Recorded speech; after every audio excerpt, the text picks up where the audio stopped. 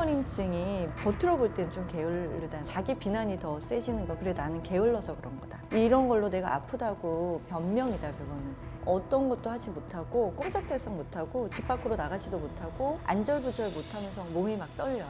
과호흡이 오다가 공황장애로 가는 좀 심각한 정신병리로도 이어질 수 있는 거죠.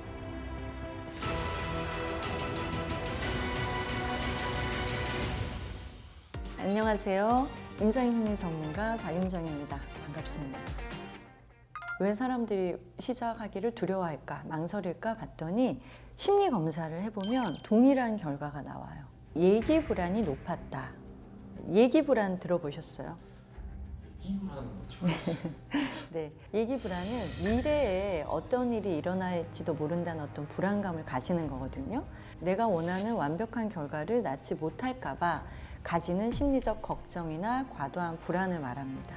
불확실한 거에 대한 두려움이 엄청 많거든요. 그러면 그러면 이제 무서운 거죠. 어떤 것도 하지 못하고 꼼짝달싹 못하고 집 밖으로 나가지도 못하고 공부를 해야 되는 학생 같은 경우는 연필을 들지 못하고요. 직장인 같은 경우는 노트북을 펼치지를 못하겠다, 이런 얘기들을 많이 하시죠. 예기 불안 그 원인 같은 게 있나요? 아니 기질 때문에 다 그런 거예요? 위험 회피 기질이 되게 많아요. 그러니까 뭔가 위험을 피하고 싶은 기질을 가진 사람들이 예기 불안에 많이 노출되고, 예기 불안이 상당히 간단한 것 같지만 간단하지 않은 게, 이게 심해지면 안절부절 못하면서 몸이 막 떨려요. 그러다가 과호흡이 오다가 공황장애로 가는 좀 심각한 정신병리로도 이어질 수 있는 거죠. 20대 후반의 여성 직장인이에요. 직장 들어간 지 6개월, 7개월 이제 되고 있는데 열심히 해야 될 게 너무 많은 거예요. 내가 승진도 해야 되고 뭔가 성과도 내야 되고 강의도 끊고요. 영어 회화 모임도 끊어놓고요. 여러 가지들을 다 플랜을 짰어요. 근데 아침부터 일단 늦잠을 자서 못 일어나고 1강도 시작을 못하고 영어 회화를 끊었는데 가지를 못해요. 그러니까 스스로 이제 자괴감에 빠지는 거죠. 나는 이렇게 시작을 못하는 사람이냐. 근데 머리로는 알겠는데 실제 행동을 하지 못하는 거예요. 그런데 그 사람은 좀 게으른 거 아니에요? 그 딜레마에 빠지는 거죠.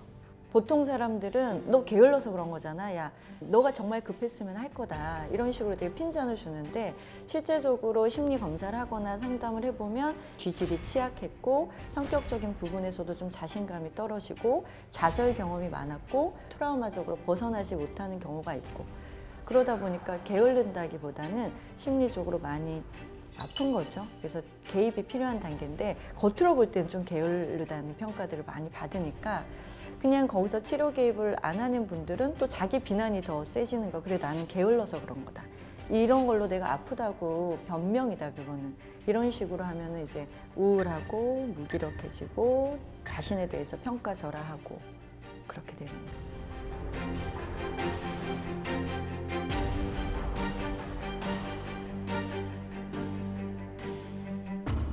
미국의 심리학자 린다 서페인이라는 사람이 이제 20년 동안 꾸물거리는 사람을 연구를 해봤어요. 그랬더니 이제 6가지 유형으로 나왔는데요. 첫 번째, 잘 아시는 완벽주의. 그 다음 두 번째, 걱정이 많은 사람. 세 번째는 일을 너무 많이 하는 사람. 네 번째는 반항아. 또는 다섯 번째는 몽상가. 그 다음 여섯 번째가 마감의 스릴을 즐기는 사람. 사실 제가 이제 상담 현장에서 체감하는 경우는 1, 2번 경우. 그러니까 완벽주의가 있거나 걱정이 많거나 이런 분들이 많이 꾸물거리는데, 실제로 그 원인은요, 완벽성에 대한 집착이에요. 시작하는 마음에는 완벽하게 잘하고 싶은 거거든요. 못하고 싶은 게 아니에요. 완벽해야 된다, 잘해야 된다, 100점 맞아야 된다, 좋은 평가를 받아야 된다, 나는 실수나 실패하면 안 된다. 이 기준이 너무 높다 보니까 오히려 시작을 못하는 거예요. 현실과 이상의 갭 차이 속에서 그냥 괴로운 거죠. 그래서 꾸물거림증이 이 미국 심리학자 연구에 의하면 세계 인구의 20% 이상은 거의 다 이 꾸물거림증을 경험했다라고 이제 얘기를 하고 있는데, PD님도 경험하신 적이 있으신가요? 매사에 그렇구나 하는데, 사실 이게 내가 목표치를 세우는 경우도 많이 있지만 주변에서 너 이 정도 할 수 있잖아. 그쵸. 상당히 흥미로운 부분인데, 과거에 완벽하게 좋은 성과를 봤던 적이 있는 거예요. 그러니까 주변의 기대가 높아져 있는 거예요. 어린 시절로 돌아가면 부모들이 어떤 그 성과 위주의 어떤 피드백을 할 때 고정 마인드셋이라고 하는데요. 고정 마인드셋이 있는 칭찬을 해서 그렇거든요. 길들여진 거예요. 근데 중요한 건 뭐냐면은 그때는 그때고 지금은 지금인데 우리가 많이 변했잖아요. 그러니까 집중력도 떨어지고 그다음에 그 친구의 어떤 뭐 관계 스트레스도 있고 그다음 건강상의 문제도 있을 수도 있고 뭔가 시간이 지나면서 인생을 살면서 생긴 자기 안에 어떤 힘듦에 대해서는 무시하는 경향이 있어요. 아, 이건 별거 아니야. 이건 내가 뭐 다 이겨낼 수 있어. 그러면서 결과는 그때랑 똑같은 성과를 봐야 되니 상당히 스스로가 괴로운 거예요. 아, 내가 이것밖에 안 되는 인간인가. 스스로 자괴감 빠지고 자기 비난이 심해져서 내적으로는 자기를 괴롭히고 주변에서는 일을 못한다는 피드백을 받으니까 외적으로도 부정적 피드백에 시달리고 완벽주의나 시작을 못해서 오는 것보다 우울증 때문에 저를 찾는 경우들 더 많아요.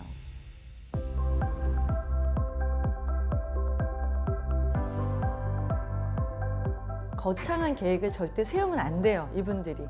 이 완벽성이라는 것 자체가 거창해요, 이미. 시작에 최소한의 기준을 세우는 게 좋아요. 예를 들면 하루 종일 공부를 치면 아침 1시간, 점심 1시간, 저녁 1시간이면 하루에 내가 최소한 3시간 이상은 공부한다 라는 최소한의 기준을 짜면 오히려 그거 이상으로 다 해내는데 8시간을 꼭 해내야 된다는 높은 기준이 있다 보니까 8시간이 안 돼요. 만약 7시 반만 했잖아요. 그럼 그 다음날 안 해요. 왜냐하면 나의 완벽성에 대한 집착했던 그 마음에서 뭔가 이렇게 얼그러지고 뭔가 기스, 스크래치가 난 거예요. 아, 거봐, 나는 안 돼. 나는 실패해. 나는 이렇게밖에 안 돼. 내가 이 계획을 다 지키지도 못하는데 결과가 좋을 리가 없어. 자, 우리 구슬이 서말이어도 깨어야 보배라는 속담이 있죠. 자기 안에 좋은 어떤 재능이 있더라도 하나하나 차곡차곡 해야 결국은 최종에 내가 원하는 보물도 얻을 수 있고 성과도 얻을 수 있다는 거를 이제 믿어야 되는 거죠. 그런 자신을 믿는 마음과 여유가 필요한데 성격이 급한 분들 우리나라에 많죠. 빨리 잘 되고 싶고 그 다음에 빨리 원하는 결과를 얻고 싶고 과정은 그냥 집어쳐라. 그건 큰 의미가 없다.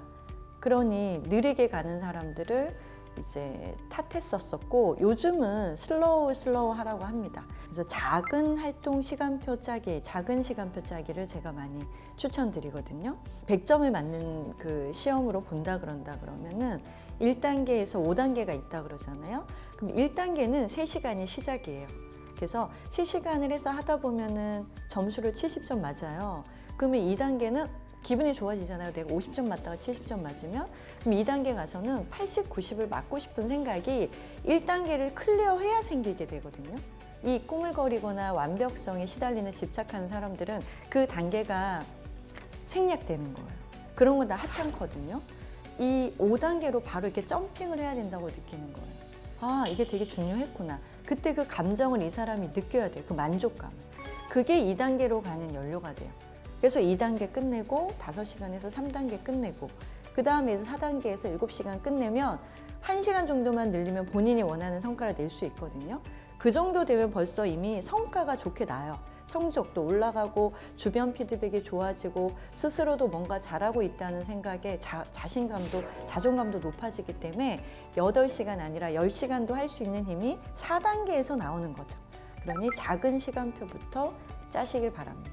그런 목표 설정 같은 거는 어떻게 해요? 목표 설정은 그 몰입 곡선이라는 게 있는데요. 내가 능력이 50인데 500의 목표를 세우면 불안해져요. 이런 얘기 불안이 있어요. 또는 내 능력은 50인데 10밖에 안 되는 목표를 하면 보링, 지루해져요.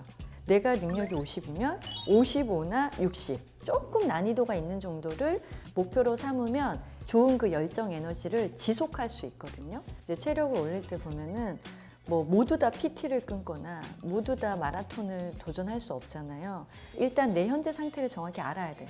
내가 1시간 걷는 체력인지 2시간 걷는 체력인지. 그러니까 내가 할 수 있는 범위 안에서 거기서 한 단계 갈 수 있는 목표를 설정해서 성공하는 경험. 그런 어떤 경험들이 쌓여야 어떤 동기가 생기는데 얼토당토 않게 나는 1시간밖에 못 걷는데 마라톤에 가요. 그럼 좌절 경험만 쌓이죠. 시작을 더 못해요. 아, 역시 나는 안 되는구나. 그런 것들에 대해서 좀 정확하게 자기 객관화를 시켜서 현실감 있는 자기를 좀 평가를 일단 해야 돼요. 10을 목표를 잡으면 그래도 내가 하다 보면 5까지는 가잖아. 그렇죠, 그렇죠. 근데 3을 잡으면 3까지밖에 못 가. 약간 이런 그래서 목표는 높게 잡아라. 이런 이야기들도 좀 있죠. 아, 뭐 히딩크도 그렇게 했었었죠. 그렇긴 하지만 그들은 끈기가 있는 분들이 대부분이에요. 그러니까 긍정적인 성격에 위험 회피를 많이 안 하고 예기 불안이 없는 사람들이 일단 목표 높게 잡고 볼 거야.